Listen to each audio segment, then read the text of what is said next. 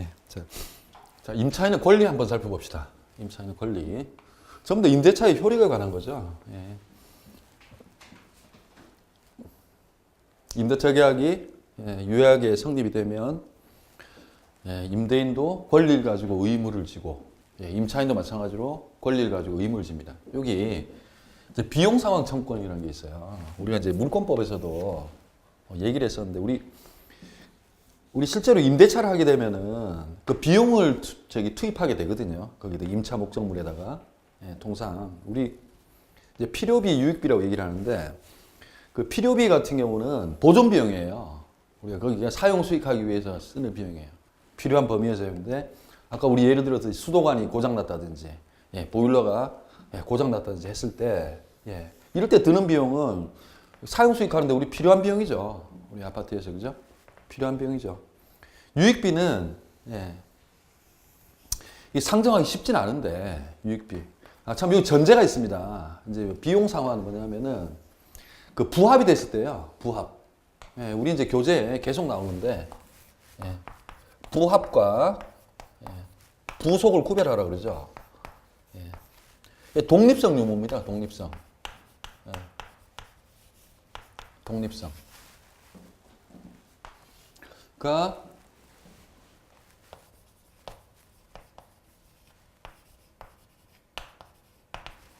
부합물의 경우는 말 그대로 붙어서 하나가 돼버린 거예요. 거래관념상 하나의 물건으로 치는 거예요. 붙어버려가지고. 근데 부속인 거는 독립성이 있는 거예요. 독립적으로 거래가 가능합니다. 거래 객체로서 가능해요. 근데 한계가 반드시 명확한 건 아닌데요. 명확한 건 아닌데 부속물은 독립성이 있는 것이고 부합물은 거기에 하나에 그 녹여져서 별도의 독립물, 물건으로 보지 않는 거거든요. 자, 우리가 이런 경우에 수도관이나 보일러를 고쳤다. 이제 비용상환 청구는 왜 인정이 되냐면은 아까 말씀을 드렸죠. 임대차에서는 전세권하고는 다르게 사용 수익하는데 필요한 거, 유지나 수선, 필요한 이 책임을 원래 임대인이 집니다. 임대인이 지는데 실제로 임차인이 사용 수익하다 보니까 이런 게 들어갔어요. 뭐 수도관, 볼일은 고치는 거 들어가면은 원래는 임대인이 물어야 되죠. 임대인이 물어야 될 걸 임차인이 물었어요. 결국은 이게 우리 이런 걸 부당이득이라고 얘기한다고 그랬죠. 법률상 원인 없이 부당이득의 성격이에요. 이게 부당이득의 성격을 가지기 때문에 임차인이 임대인한테 물릴 수가 있는 거예요. 필요비 같은 경우에. 그리고 이제 유익비는 이런 이제 계량 비용이라고 얘기를 하는데요. 계량 비용. 목적물의 현상을 변경하지 않는 범위에서 통일성 유지하는 범위에서 이제 경제적 객관적인 가치를 증가시켰을 때 유익비를 현존하는 경우죠. 실제로 값이 뭐가 있을까요? 유익비 같은 경우는 흔치 않은데 왜냐하면 우리 자기가 임대차를 하게 되면 인테리어 같은 거 많이 하거든요. 인테리어 많이 하는데 그게 뭐 필요비는 아니겠죠. 근데 이게 유익비인데 이제 임대인들은 실제로 좋아하지 않습니다. 왜 그러냐면 나중에 다 뜯어내라 그래요. 그걸 이제 소위 원상회복 의무라고 그러는데 원상회복 시켜야 되거든요. 임차인 입장에서는 원상회복 의무가 있는데 이런 거 뭐 예를 들어서 필요비나 유익비는 나중에 내가 청구하지 않겠다고 해가지고 원상회복 의무를 지지 않는 건 아니에요. 그래도 원상회복 의무는 져야 됩니다. 다 뜯어내고 특히 이제 저희 이제 변호사 사무실 같은 경우는 이렇게 이제 변호사한테 여러 명 있으면 방도 만들고 막 하거든요. 이렇게 해요. 근데 임대인 나중에 다 뜯어내라고 합니다. 사실 다른 팀이 들어오면은 사실 얼마나 유용하게 쓸 수 있는데도 결국은 그거는 필요비도 아닌 거고 유익비도 아닌 거예요. 그대로 쓸 수 있는데 다 뜯어내야 됩니다. 원상회복 해야 돼요. 근데 어쨌든 유익 비용일 때는 청구를 할 수 있어요. 임대인한테 그거 다시 물어내라고. 단 조건이 부합되었을 거예요. 독립성이 없을 때입니다. 독립성이 없을 때. 실제로 상정하기 쉽지 않아요. 이거. 그죠? 혹시 뭐 기억나는 거 있으신가요? 만만치 않은 것 같은데. 그리고 이제 차이가요. 필요비는 내가 수도관 고쳤잖아요. 그럼 즉시 청구할 수 있어요. 돈 내느라고. 나 5만 원 들었어. 보일러 고장한테 고쳤다. 10만 원 들었어. 즉시 청구할 수 있어요. 근데 유익비 같은 경우는 임대차 가격이 끝났을 때, 예, 종료 시점에 청구할 수 있습니다. 예, 할 수 있고요. 그 다음에 이 필요이나 유익비 같은 경우는 이 임차 목적물 자체에 관해서 생긴 거잖아요. 그래서 유치권 행사가 가능해요. 돈을 안 주고 하면요. 계속 유치권은 자기가 점유하면서 인도를 거부할 수 있는 권리라고 그랬죠. 물건. 이거 여기 돈 들였는데 임대인이 안 주잖아요. 그러면 또 안 돌려줘도 됩니다. 임차 목적물. 안 돌려줘도 돼요. 행사하면 돼요. 유치권. 행사하면 됩니다. 그리고 이제 판례 보면은 이제 간이 음식점을 임대차를 했는데요. 이렇게 음식점을 하나 이렇게 임차를 했는데 여기 뭐 이제 간판 하나 달았어요. 간판을. 맛있는 집, 뭐 원조 이렇게 달았거든요. 이게 과연 이게 필요비나 유익비가 될까요? 이게 아니라고 그러죠. 이게. 이 사람한테만 자신한테만 필요한 비용이라는 거예요. 영업을 위해서. 그래서 이런 거는 필요비도 아니고 유익비가 아닙니다. 이거. 그렇게 판단을 했어요.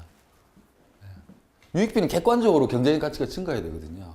근데 이게 간판 달아놨다고 해서 이 건물이 값어치가 올라가는 것도 아니고 그런 게 있고요. 자, 이제 부속물 매수 청구권이라는 게 있어요. 부속물. 아까도 얘기했지만 부합과 부속은 구별하라 그랬죠. 부합은 하나가 된 거예요. 경제적으로 하나의 물건이에요. 그렇지만 부속물은 독립된 가치를 가집니다. 독립성이 있어요. 거래 객체가 될 수 있습니다. 이 경우에 그 부속물을 이제 임대차 가격이 끝났을 때요. 부속물을 임차인이 임대인한테 이거 사달라. 매수 청구할 수 있는 권리거든요. 이건 아무 때나 하면 안 되고요. 왜냐하면 원상 회복 의무가 있기 때문에 그런 거 갖다 붙였다 해서 아무 때나 인정되는 건 아니고 임대인의 동의를 받고 갖다 붙였다든지. 독립성이 있어야 됩니다. 그 다음에 임대인으로부터 매수했는 거. 이런 경우는 나중에 임대차 계약 종료하면요. 이거 좀 사달라. 사달라고 청구하면 이건 형성권입니다. 왜냐하면 법률 관계를 형성을 시키는 거예요. 그러면 매수 청구하면 가격은 안 정해지더라도 가불 사이에 매매 계약이 성립됩니다. 이 자체로 매매 계약이 성립돼요. 그렇죠. 법률 관계를 변동을 시켰죠. 내가 너 동의 얻어서 부착했으니까 그리고 너로부터 매수했으니까 이거 사달라. 이런 거 인정하는 이유는 뭐냐면 그 임차인도 이 임차 목적물을 그냥 쓰는 게 아니라 다 자본을 투하를 하거든요. 이게 다 회수 방법이에요. 거기다 임차 목적물에다가 회수하는 방법입니다. 그 떼내버리면 별 값어치가 없어지는 거죠. 거기 있을 때 오히려 값어치가 빛나는 거죠. 그리고 이거 독립물이라 그래가지고 독립됐다 그래가지고 떼내버리면 경제적 가치가 떨어지잖아요. 그리고 만약에 나 이거 사줘라 해가지고 매매계약이 성립되잖아요. 그러면 이 사람 버틸 수 있습니다. 똑같이. 왜냐하면 동시행에 항변할 수 있어요. 네가 이 매매 대금을 줘야지 내가 이걸 돌려주겠다. 이거를 다 너에게 주겠다. 인도해 주겠다. 이런 식으로 할 수 있습니다. 그리고 이 부합물은 부속물이죠. 당연히 임차인 소유입니다.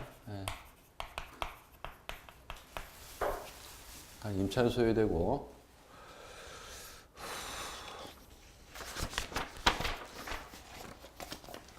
그리고 이제 동시항변권 행사할 수 있다고 그랬는데요. 매매계약 성립하면서. 이게 유치권 행사할 수 있을까요? 유치권은 임차 목적물 자체에 대해서 생긴 거야 돼요. 이 비용은 되거든요. 이 비용상. 필요비나 유익비 같은 경우는 그 목적물 자체에다 한 거거든요. 목적물 자체에다가 투입한 비용이거든요. 거기 때문에 생긴 채권이에요. 근데 부속물은 별개죠. 별개 부속물 때문에 생긴 권리예요. 그래서 임차 목적물 자체에 대해 생긴 권리가 아니기 때문에 유치권 행사는 안 됩니다. 유치권 안 돼요. 그리고 참 제가 구별을 안 했네요. 부속물 매수 청구권은 건물 임대차, 건물 임대차, 그러니까 공작물인데 공작물이 일종이죠. 건물 임대차에서 적용이 되는 거예요. 건물 임대차. 그리고 우리는 그 건물과 토지가 항상 분리되는 법제라고 그랬죠. 법제도라고 그랬죠. 그래서 이거는 공작물, 건물 임대차에서만 예, 적용되는 거예요. 그리고 이제 우리 세 번째로 볼 지상물 매수청구는 이거는 예, 말 그대로 예, 토지 위에 예, 임차인을 지은 거죠. 지은데 이 지상물은 토지 임대차를 했을 때입니다. 토지 임대차. 예. 토지 임대차일 때 뭐냐면 지상물을 사달라는 권리예요. 똑같이 지상물을 사달라는 권리인데 이게 뭐냐면 임차인이 이 토지를 임차한 다음에 여기다가 뭐 창고나 예, 이걸로 볼까요? 예. 창고도 짓고 뭐 나무도 심어놨어요. 예, 이제 종료했어요. 종료했는데 이게 경제적 값어치가 있는 거예요. 다 남아 있는 거야. 근데 이거 원상 회복하라고 해서 다 철거할까요? 다 없애버릴까요? 예, 그럼 사회경제적으로 손실이죠. 예, 손실이라서 이거를 사달라고 할 수 있는 권리예요. 이게 유사한 거 본 적 있죠? 우리 어디서 봤죠? 지상권에서 봤죠? 지상권. 지상권은 예, 건물이라든지 수목이나 이런 거 소유하기 위해서 토지를 사용할 수 있는 권리라고 그랬죠. 예, 물건인 것 빼면 임차권하고 매우 유사하죠. 그죠? 그래서 지상권 규정을 그대로 끌어댔어요. 뭐 고급스럽게 준용이라고 그랬죠. 예, 지상권 규정을 씁니다. 어떻게 썼죠? 맨 처음에 이게 남아있으니까 이 사람은 임차인 입장에서 건물도 써야 되고 나무도 더 키워서 팔아야 되고 하니까는 예, 계약 좀 더 합시다. 갱신 청구를 해요. 예, 무조건 인정되는 건 아닙니다. 왜냐면 원래 다 뽑아가야 돼요. 다 철거해야 되고 원상회복. 예, 갱신 청구를 해요. 예, 근데 거절해요. 근데 그대로 남아있잖아요. 현존하는데. 예. 그럴 때, 예, 그냥 남아요. 이것도, 예, 임차인이 여기다가 투한 자본 회수하는 방법이 되기도 하고, 예. 그리고 이것도 그냥 없애버리면 사회경제적으로도 손실이에요. 예. 그러니까 우리가 단순히 이렇게 그림 그려서 그렇지, 이 건물이라든지 이 나무 이게 굉장히 비쌉니다. 이게 뭐 하고 하는데 비용도 많이 들고. 예, 현존할 때 거절하잖아요. 갱신은 다시 계약 더 기간 늘려서 하자 했을 때 거절하면 이때 이제 바로 지상물 매수 청구권. 예, 더 씁시다. 그러면 마찬가지입니다. 매수 청구권 행사하면 이것도 형성권이죠. 예, 이것도 똑같이 법률관계가 변동이 돼버려요. 변동은 뭐라 그랬죠? 항상 발생, 소멸, 변경 이런 거를. 예, 권리도 우리 일생사랑 비슷하다 그랬죠. 다 우리 생로병사 겪듯이 권리도 그렇습니다. 그대로 이럴 때 이거 사줘라. 나 이것도 사주고 이것도 사주라. 예, 그렇게 매매 계약이 성립이 됩니다. 예. 그리고 이거는 강행 규정이에요. 예, 강행 규정은 뭐라 그랬죠? 강행 규정. 예, 우리 마음대로 법률 행위 못 한다는 뜻이에요. 우리 마음대로 해도 적어도 효력을 인정받지 못한다는 뜻이에요. 예, 강행하는 법규. 강행법이기 때문에 예, 이거 너 지상물 매수 청구권 인정 못해라고 특약을 해도 효력이 없습니다. 예, 그게 우리 교재 그 사례 부분에 나와 있는 거죠. 예. 예.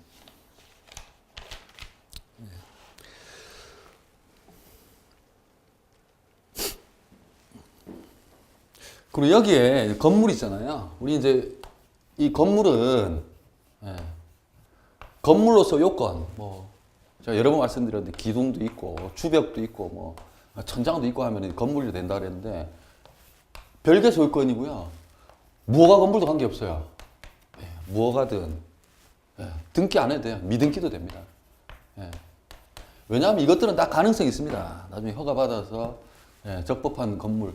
그리고 이제 행정법규상 뭐 허가를 받았니 안 받았니 하고요. 민법하고 약간 달라요. 개념이 다릅니다. 예, 이거는 개인재산권의 문제고요. 그건 하나는 행정 규제의 문제이기 때문에 달라요. 등기 안 된 상태라도 관계없습니다. 이게 예, 관계없어요. 다 대상이 됩니다. 대상이 되고요. 예.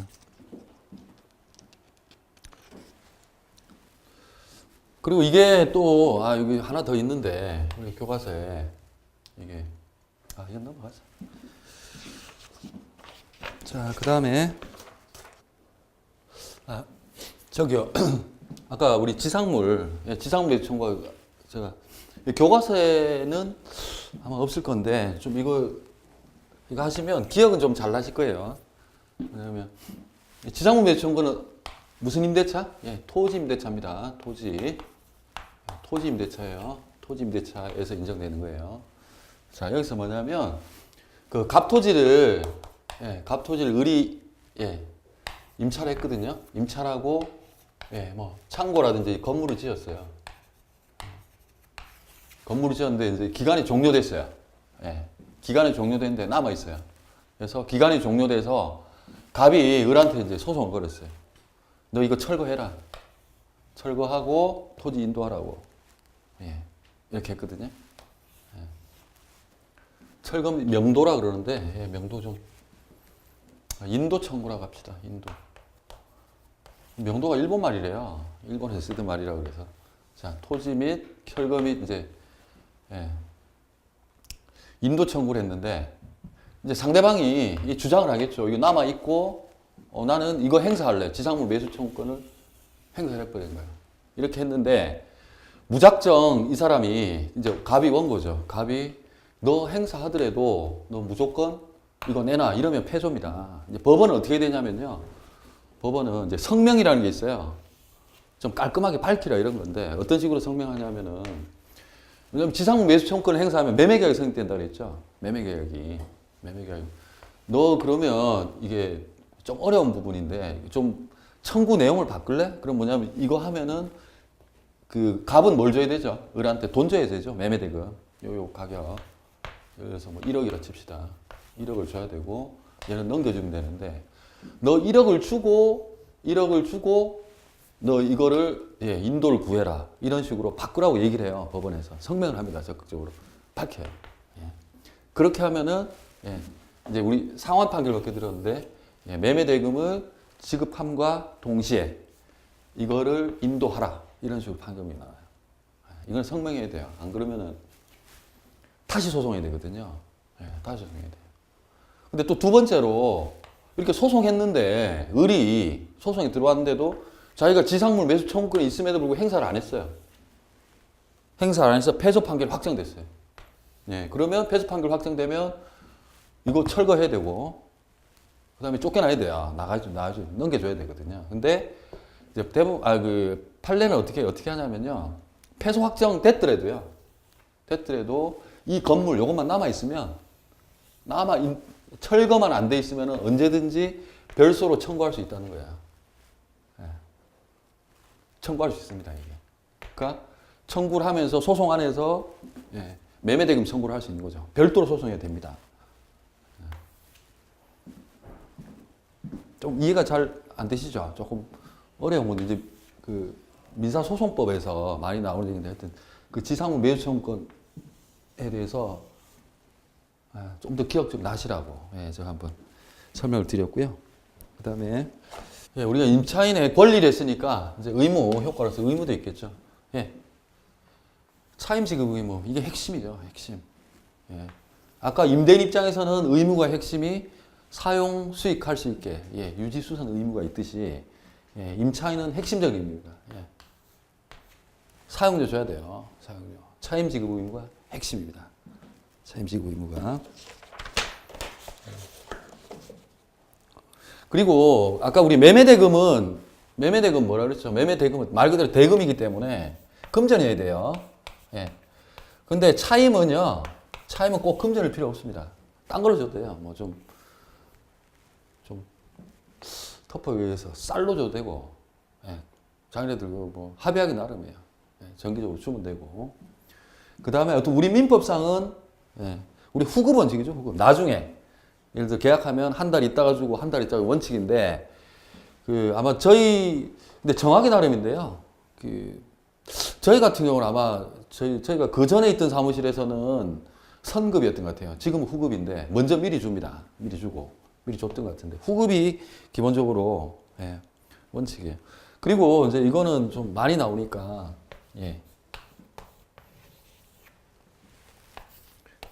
월 임대료가 100만 원이거든요.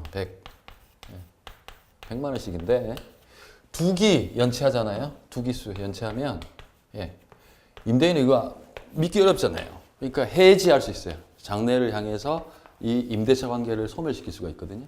2기 연체. 근데 2기의 의미예요. 2기수. 자, 5, 6, 7, 8 했어요. 2기수는 연속해서 2달 안 낼 필요는 없어요. 합산입니다. 합산. 예. 예. 합산인데요. 예. 여기도 한 달 안 내고 여기도 한 달 안 내고 하여튼 이 해지할 시점에 두 기수만 밀려 있으면 돼요. 그러니까 밀려 있으면 해지할 수 있어요. 예. 떨어져 있어도 하여튼 합해서 예, 두 기수, 2달치 밀려 있으면 해지할 수 있습니다. 해지할 수 있고요. 그리고 우리가 이제 우리 다 보증금을 넣잖아요, 대부분. 예. 보증금을 넣고 하잖아요. 그래서 보증금 있다고 나중에 이제 보증금은 사실 좀 뭐 속된 말로 이렇게 나중에 깐다 그러죠. 보증금에서 깐다 그러는데 공제를 하는데요, 공제. 예. 보증금 있다고 차임 안 낼 수 있나요? 내야 됩니다. 보증금 있다고 하더라도 그건 나중 얘기고 내야 됩니다. 차임 지급 의무가 있습니다. 예, 그건 나중에 정산할 때 문제고요. 예, 거절 못 합니다. 보증금에서 그건 아닙니다. 그렇게 할 수 없어요. 예. 그리고 예, 선관주의 의무. 아까 계속 선량한 관리자로서의 주의 의무예요. 선량을 그건 어떤 의미냐면 예, 평균인에게 요구되는 정도. 예, 주의는 가지고 함부로 쓰지 말라는 거예요. 임차목적물. 예. 그리고 뭐 실제로 저런 것 때문에도 가끔 문제가 생기긴 하더라고요. 어떤 건 좀 그 아파트 함부로 써가지고 예, 진짜 거의 좀 심각하게 훼손하는 경우도 있긴 있더라고요. 선량한 관리자로서 주의 의무를 가지고 예, 잘 사용 수익하다가 반환해야 돼요. 예, 선관주의 의무. 잘 보관해야 됩니다. 선관주의 의무로. 예.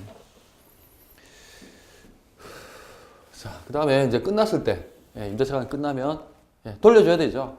예, 이제 돌려줘야 되는데 당연히 돌려줘야 되는데 이제 화재로 멸실했을 때가 문제예요. 화재로 예, 멸실 그럼 뭐 없어진 거죠. 멸실 달아 없어진 거죠.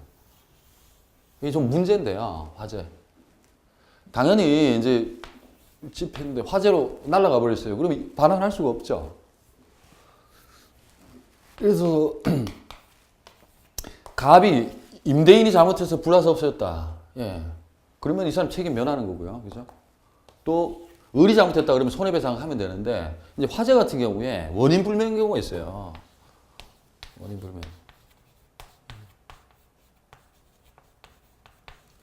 예. 원인 불명일 때 화재가 나긴 났고 원인 불명일 때 누구한테 책임을 물어야 되는지 이 경우 판례는 예.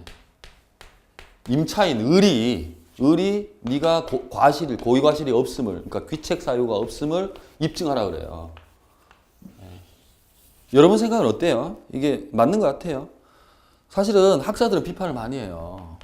이게 임차인 입장인데 단순히 빌려 쓰는 입장인데 원인도 모르는 상태에서 불나서 없어졌다고 해서 을이 다 책임져야 된다는 거.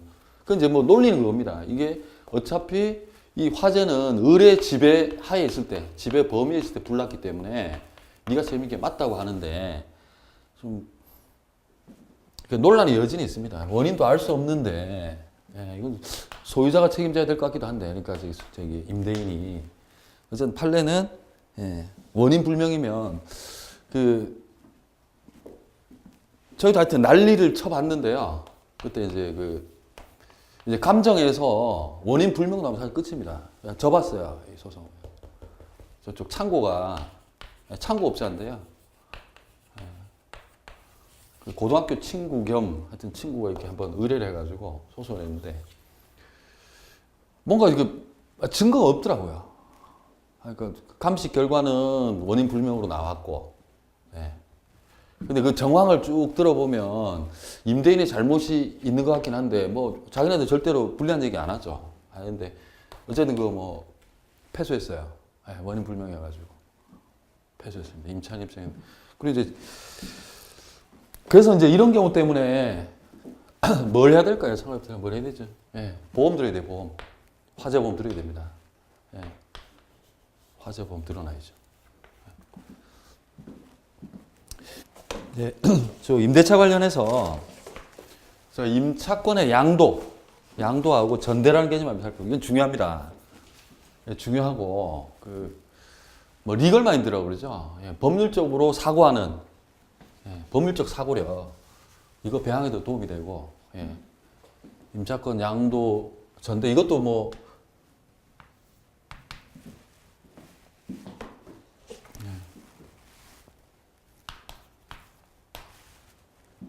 자, 이게 이제 원래 그 임대차라는 게 그 아무한테나 아무하고나 하는 건 아니거든요. 그 임차인이 신뢰할 만한지 아닌지 계속적 거래 관계 때문에 이런 걸 보는데 우리 교재에 241페이지죠.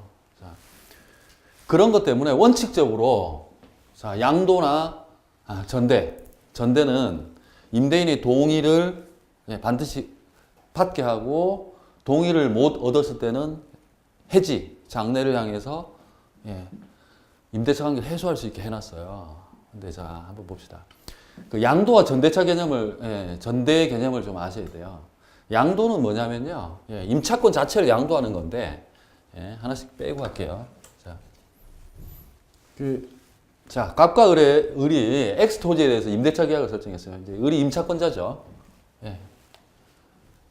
이 을이 갑에 대해서 임차권, 사용 수익을 요구할 수 있는 권리죠. 임차권 자체를 병한테 넘기는 거예요. 이렇게. 임차권 자체를 넘기는 거예요. 그러니까 병이 임차권자가 되는 거죠. 동의됐을 때. 이게 이제 임차권 양도는 좀 어려운데, 우리가 이제 채권 양도는 다음 단계에서 들어가실 거예요. 이것도, 임차권은 채권이죠. 요구할 수 있는 권리인 거죠. 채권 양도인데, 이런 거를 우리 물권행위는 처분행위죠. 별도로 이행행위가 없어요. 물건에 대한 게 아니라 채권도 처분이 가능합니다. 그래서 준물권행위라고 얘기를 해요. 이 처분행위예요. 임차권 자체를 넘기는 거예요. 병이 임차권자가 되는 거예요. 이 사람은 원칙적으로 빠져나가는 거예요. 그런 구조고요.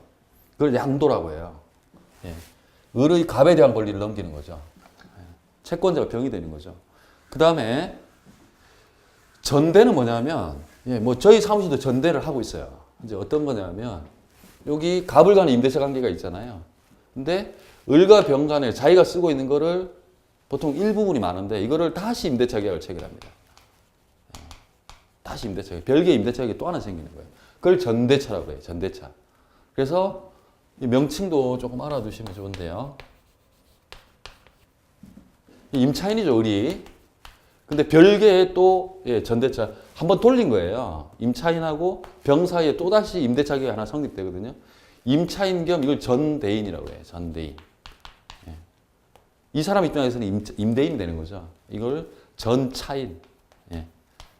좀 치사하지만 용어 외우셔야 돼요. 어쩔 수 없습니다. 우리는 수험생이기 때문에. 그래서 임차권의 양도와 전대차 개념은 달라요. 임차권의 양도는 갑에 대한 임차권 자체를 아예 넘겨버리는 거고요. 전대차는 이 임대차 계약과 별개로 또 하나의 임대차 계약이 또 성립되는 거예요. 저희 사무실도 변호사 사무실 이런 경우 굉장히 많아요. 굉장히 많습니다. 그래서 저희도 이제 법무법인인데 저희가 을이고요. 또 이렇게 내부적으로 이렇게 이제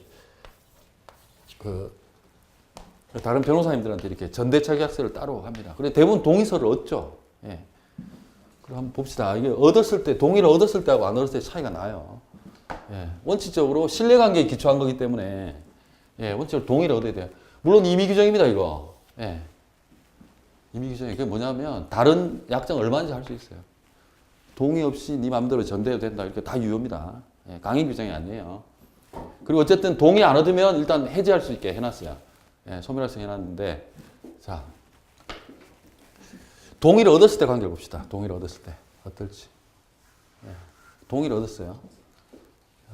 동의를 얻고 임차권을 병한테 넘겼어요. 자, 어떻게 될까요? 자, 임차권을 넘겼기 때문에 동의까지 얻었죠. 동의까지 얻으면 을은 이제 빠집니다. 이 관계에서. 이 관계에서 빠져버리고 탈퇴되죠. 탈퇴되고 병이 임차인이에요. 그래서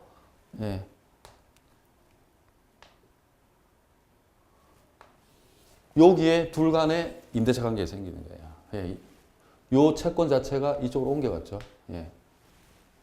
동의 얻은 경우입니다. 동의 얻고. 만약에 동의를 얻어서 전대차. 전대차는 뭐라 그랬죠? 또 하나의 임대차 계약이 생긴다 그랬죠. 동의를 얻으면 또 하나의 임대차 계약이 또 생기는 거예요. 을과 병 사이에. 그래서 두 개의 임대차 계약이 있어요. 갑을 간에도 유효합니다. 유효합니다. 유효하고 을병 간도 유효해요. 다 유효합니다. 유효한데 그러면은 갑병 관계는 원래는 두 개 별개 계약이니까 아무 관계 없을 것 같잖아요. 근데 이제 우리 민법에서는 이 갑 보호하기 위해서 실질적으로 아무 법률 관계가 없는데도 마치 법률 관계가 있는 것처럼 의제를 해가지고요. 이쪽에다 이렇게 차임을 직접 지급해도 되는 걸로 해놨어요. 규정을 해놨어요. 차임 지급 의무라든지 목적물 나중에 반환입니다. 이렇게 되고 있어요.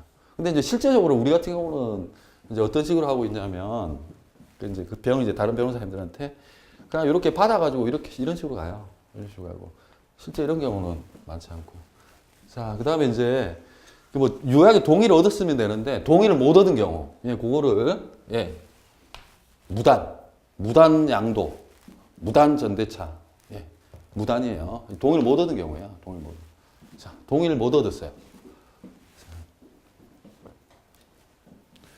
자, 동의를 못 얻었다 하더라도, 가압 간에, 을과 병 간에 채권 양도하기란 그 계약 자체는 유효합니다. 왜냐하면 따라서 을은 갑의 동의를 받아줄 의무가 생겨요. 둘 간의 계약은 유효합니다. 채권은 물건에 비해서 자유롭다 그랬죠. 자기들 마음대로 할 수 있어요. 제3자 동의를 하든 말든. 그래서 동의를 받아줄 의무가 생겨요. 근데 동의 안 얻었기 때문에 갑과 병 사이에 무슨 관계 있을까요? 그냥 양도했는데. 아무 관계 없어요. 그냥 갑 의미에서는 무단 양도일 뿐이에요. 그래서 이 사람은 소유권자로서 소유권은 자기 방어 체계가 있다고 그랬죠. 그게 뭐예요? 물권적 청구권이라고 그랬죠. 너 이거 내 거니까 너는 무단 점유자에 불과해. 넘겨줘. 물권적 반환 청구권을 행사할 수 있습니다. 근데 단 이 사람이 점유할 권리가 있나요? 안 됩니다. 을한테 돌려주라고 그래야 돼요. 을한테. 자기한테 달라고 그러면 안 됩니다.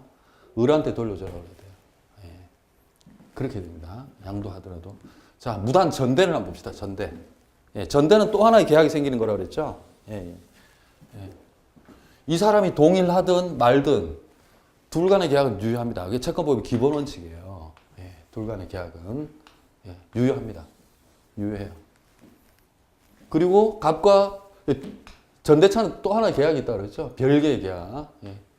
이렇게 하고 갑과 병 사이에 무슨 관계 있나요? 관계 없습니다. 그냥 둘이서 알아서 한 거예요. 내 토지 가지고 지네 둘이 짝짝꿍 한 거예요. 자기도 똑같아요. 갑은 병이 점유하는 그냥 무단 점유예요. 불법한 점유입니다. 위법한 점유. 그래서 똑같이 자기 방어를 합니다. 이거 돌려줘라. 물권적 청구권을 행사합니다. 대신 여기도 마찬가지죠. 자기한테 돌려달라고 그러면 안 되죠. 을한테 돌려주라고 해야 됩니다. 이렇게. 그래서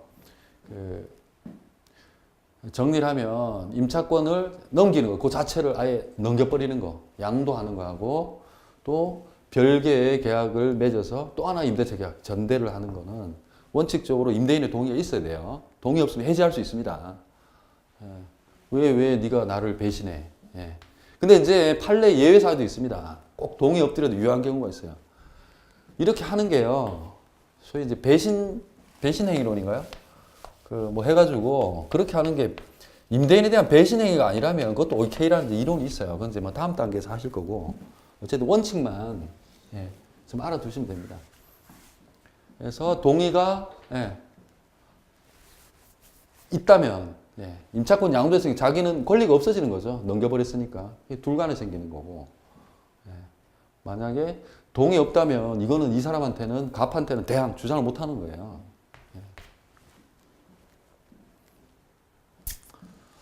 자, 그리고 자, 임대차는 여기까지 하고요. 그리고 그 부분 빼먹었네.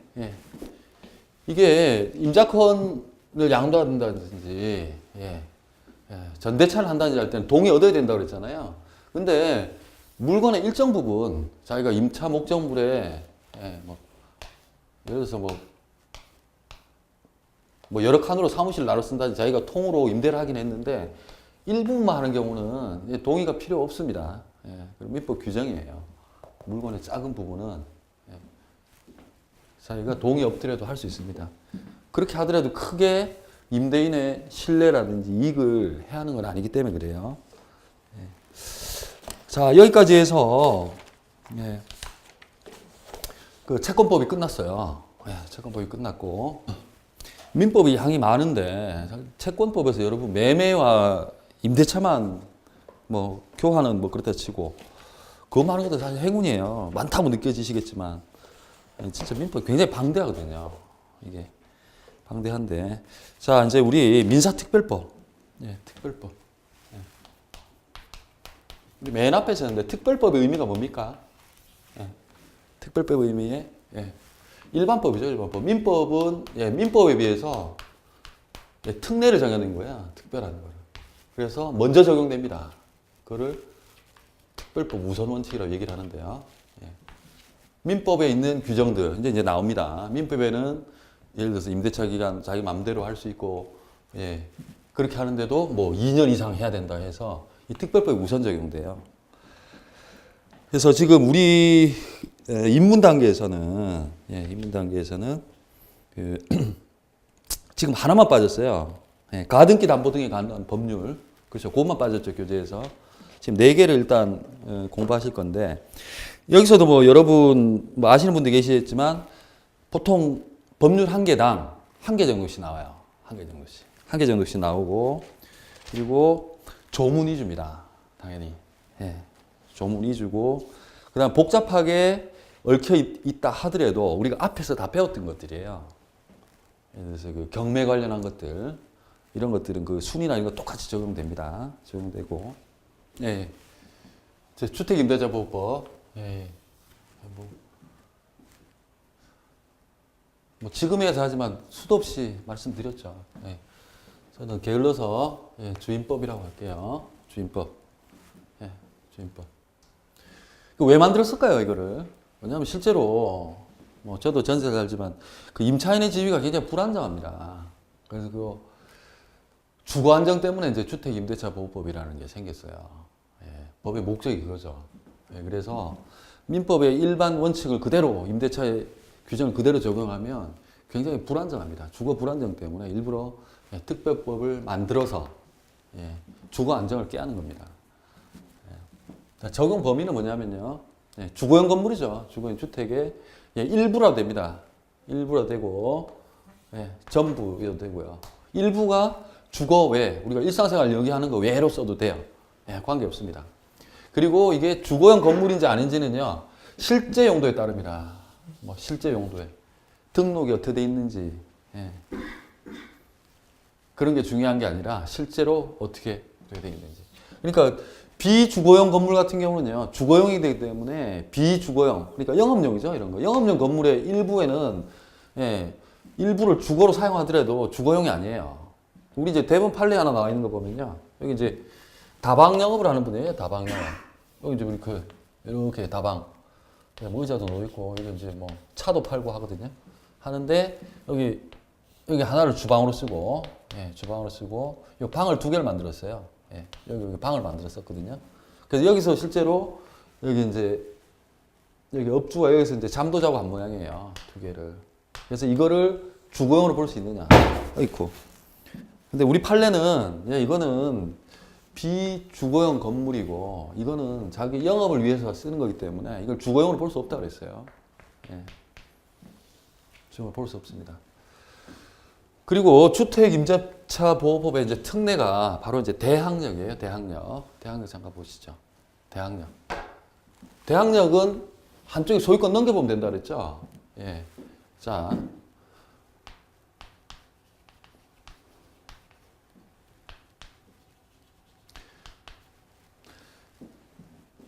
자, 갑이 임대인이고 을이 임차인이에요.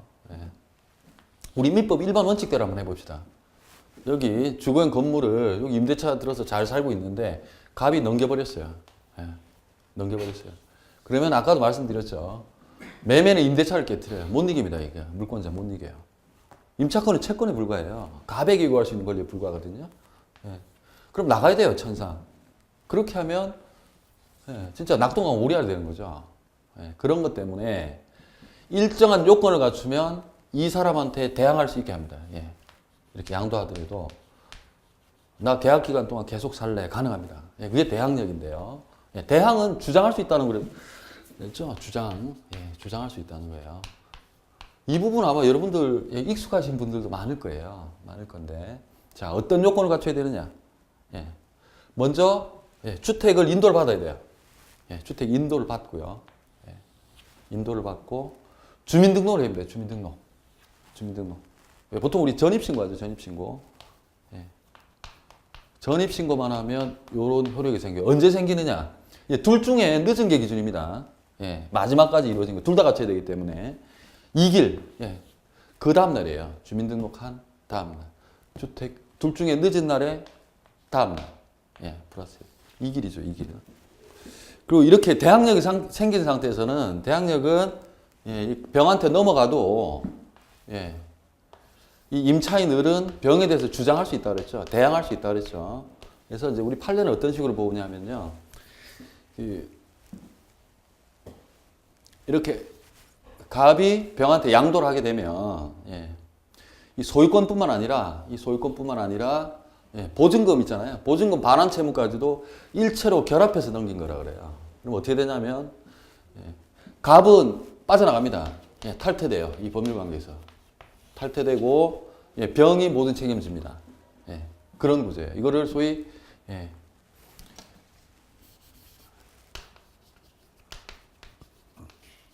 면책적인 채무 인수인데요. 갑은 책임을 면하면서 병이 다 뒤집어 쓴다는 얘기예요. 그리고 이제 그 다음에 얘기했죠. 병존적 채무 인수라는 것도 있어요. 을 입장에서 좋은데 같이 하는 거예요. 갑한테도 주장할 수 있고 병한테도 주장할 수 있으면 을 입장에서 땡큐죠. 근데 어쨌든 우리 판례는 넘어가면 대항은 할 수 있는데 병한테만 할 수 있다는 거예요. 갑한테는 보증금 돌려달라고 못합니다. 이렇게 하시면 돼요.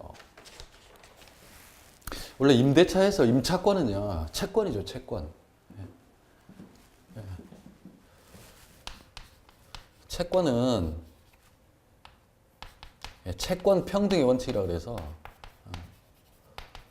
물권하고 다르게 우선순위가 없어요. 그리고 물권보다는 당연히 순위가 떨어집니다.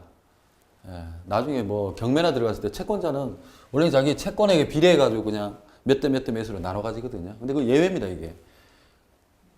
임차인 보호하기 위해서 우선 변제죠. 이거는 담보 물권에나 있는 거죠. 담보 물권에나 있는 거죠. 그래서 이게 법이 일정한 요건만 갖추면 담보 물권적 효력을 준다고 해서 일종의 법정 담보 물권이에요. 담보 물권인데 임차인한테 이걸 줍니다.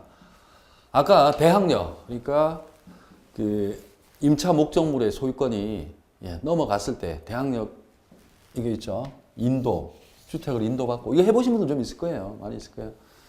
주민등록, 전입신고 여기다가 플러스 확정일자를 받아야 돼요. 확정일자 얘기 많이 들으셨는데 이게 뭐냐면 이제 그 우리 어디서 받냐면은 확정일자가 우리 그 주민센터 있죠. 법원에서 받을 수도 있고요. 주민센터에서 받을 수 있고 그 다음에 또 어디야 공증인한테도 받을 수 있는데 대부분 주민센터 가면 됩니다. 그 매매계약서, 임대차 계약서 들고 가면 거기다 찍어줘요. 공증일자.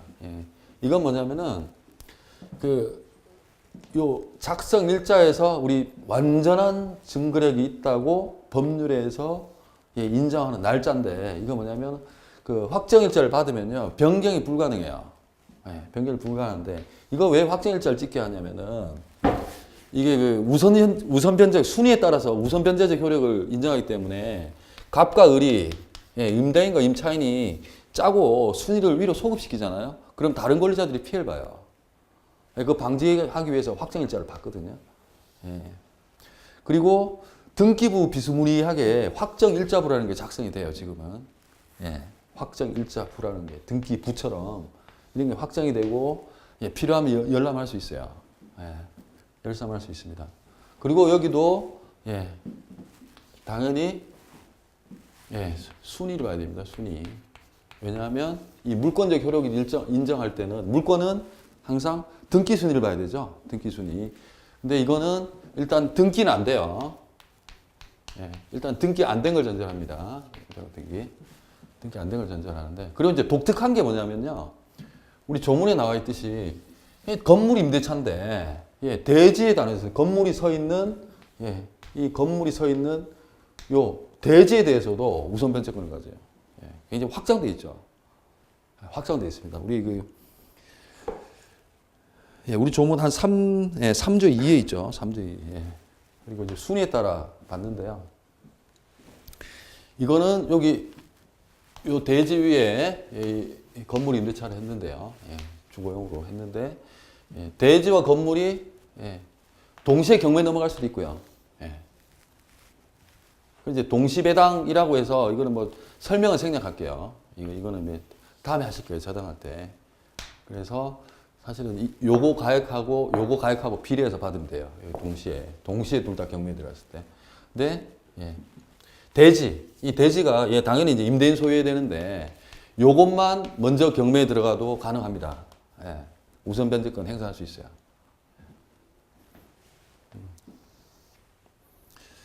그다음에 별도로 이게 아까 얘기했죠. 대지만 경매 들어갔을 때도 경우에도 가능합니다. 우선 변제 가능해요. 그리고 이제 계속 나오는데 순위 좀 봅시다. 순위. 순위. 자, 1순위 저당권 있고요. 1순위 저당권 있고 2순위 임대차가 있어요. 그리고 또 3순위 저당권이 있어요. 요거는 2순위는 뭐냐면은 아까 뭐뭐 갖춰야 된다 그랬죠? 일반적인 대항 요건, 인도, 주민등록, 확정 일자 중에서 가장 늦게 갖춰진 일자 기준이에요. 근데 대부분 이거겠죠, 그죠? 요때겠죠. 요때가 많겠죠. 요때겠죠. 요때 기준으로 해요. 그리고 저당권이나 이런 건 등기 보면 알 수 있죠, 그죠? 다 공시가 되죠.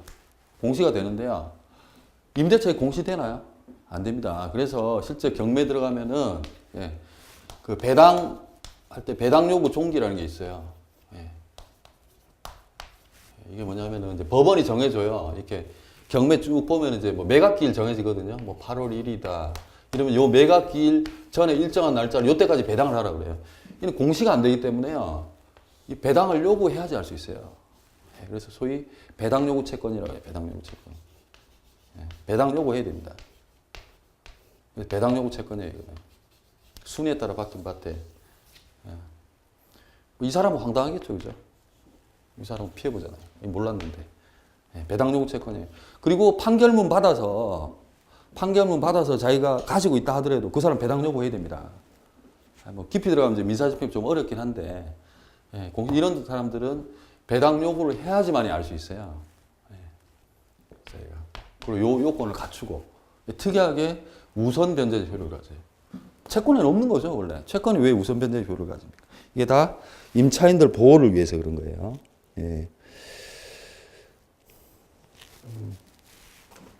그 다음에 마지막으로요.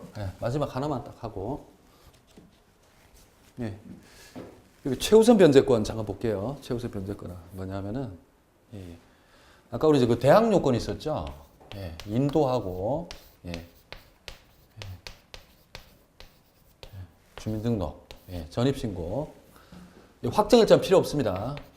확정일자는 필요 없고. 이건 안 갖춰도 돼요. 요것만 있으면요. 요 두 가지만 갖추면요. 최우선 변제권이라는 게 있어요. 이게 뭐냐면, 일종의 그 사회 경제적인 약자를 보호하기 위한 건데, 그러니까 무작정 인정되는 게 아니라 보증금도 일정액 이하일 때만, 일정액 이하일 때, 그리고 그 전체가 아니라 그 중에서 일정액만 최우선 변제해 주는 거예요. 이런 게 있어요. 몇 가지가 있어요. 세 가지가 있습니다. 이거 하고요.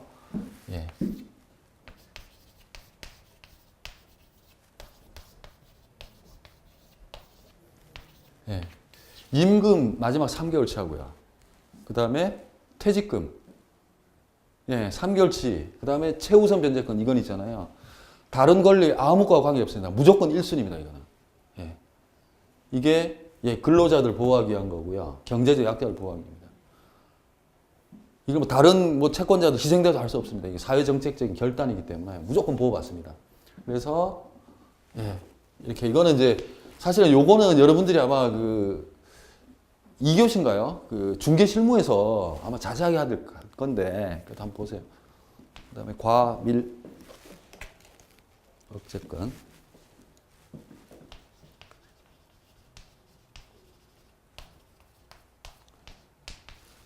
왜냐하면 보호받는 범위를 한번 봅시다. 서울에서는 보증금 자체가 1억 이하야 돼요. 근데 이게 다 받는 게 아니에요. 그 중에서 3,400은 무조건 보호받아요, 먼저. 그 다음에 700씩 내려가면 돼요. 700씩 깎이거든요. 근데 여기만 300이 깎여요. 이유는 모르겠습니다. 이유는. 이 금액은요, 이게 대통령령에 있어요. 시행령에. 시행령에 있고, 이거는 주택, 명칭이 뭐죠? 예. 이거는 주택임대차위원회라는 데서 정해요, 이거는. 주택임대차위원회. 여기서 이제 금액을 정하는데, 하여튼 서울 같은 경우는, 예, 보증금이 1억 미쳐야 되고, 근데 이게 다 받는 게 아니라 그 중에 한 3,400을 받고요. 예, 과밀 억제 지역, 과밀 억제 지역, 예, 과밀 억제권 같은 경우는 예, 보증금이 8천 이하야 돼요. 8천 이하야 되고, 그 중에서도 다가 아니라 2,700. 예, 그 다음에 광역시 같은 경우에 예, 보증금 자체가 6천 이하야 되고, 예, 실제로 보장받는 거는 2천까지는 무조건 보호를 받습니다. 기타 지역에서는 5천에 예, 1,700. 근데 뭐 이게 뭐 현실성이 있는지 모르겠어요. 이게 하도 그 보증금이 많이 올라가지고, 예. 이건 확정일자 필요 없습니다. 예. 이건 확정일자 필요 없어요. 대항 요건만 갖추면 돼요. 기본적인 대항 요건. 예. 다음 시간에는 이제 오늘 했던 거 복습을 하고요. 예. 지금 안 한 게 지금 주택 임대차 관련해서 임대차법 관련해서 예. 주택 임차권 등기 명령이라는 게 있어요. 그 부분하고 그다음에 아주 중요한데 여러분 뭐 잘 아시죠? 임대차 기간 알더라도 한번 정리가 필요합니다. 예. 그 부분부터 해서 그 다음 시간에는 우리 그 특별법, 우리 이제 입문과정에 있는 특별법은 예, 끝내는 걸로 하겠습니다. 뭐 장시간 예, 고생 많으셨습니다.